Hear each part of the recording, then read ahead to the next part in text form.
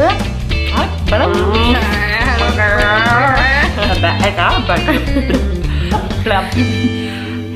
bears! We are going to talk about Do I really have to take French lessons? No.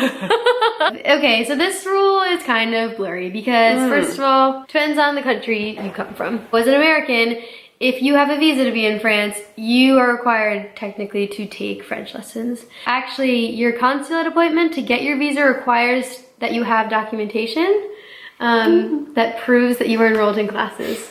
How are you gonna get out of that one? So, fun fact, the language schools in Paris, a lot of them, not all of them, know that Americans and other internationals need this paper, so they literally just ask that you pay $90, 90 euros for the paper that says you're enrolled. But you don't actually enroll until you get to France, so you just have the paper and then you don't go to classes. A lot of people will go to just a semester of lessons. Realize that that's not really how you learn French. Yeah, and realize they don't teach you anything that will help you with children. Yeah. Realize it's too early in the morning or... Yeah, that's the real reason. Yeah, that's the real reason. The government isn't gonna come after you if you don't take French lessons. People just get nervous that people at border control are gonna ask them for their French lesson documentation. I think that's like a load of bullcrap, but if you are really that scared, do French lessons. Do French lessons. I actually was told that I had to do French lessons. And so I was like, okay, fine, sign me up for the whole year. This was after a lot of back and forth. So I was like, I really don't want to do French lessons. And then finally I was like, sign me up for the whole year.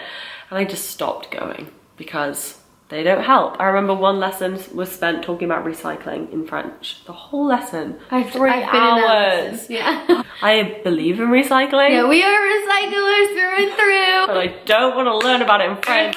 But what I actually want to learn is stop hitting your brother. My first family that I was with, I had to speak English with because the kids were obviously wanting to learn English, which most families are set up that way with their au pairs. But my second family, I was fully immersed in French. I had to speak French to the kids, I spoke French to my family. So I was learning more French that way, and it wasn't really worth it for me to be going to lessons anymore.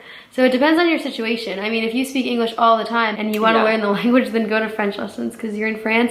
And it's kind of embarrassing when you come home after a year in France and you don't speak French. 3 positive things about French lessons though. Okay, you meet people. You speak French, you learn French, you learn words that you wouldn't use with your family. And the third one. My French teacher was really good looking. My French teacher was not good looking. You meet people, you learn different words. And sometimes your professor's really good looking, so that's that. That's that.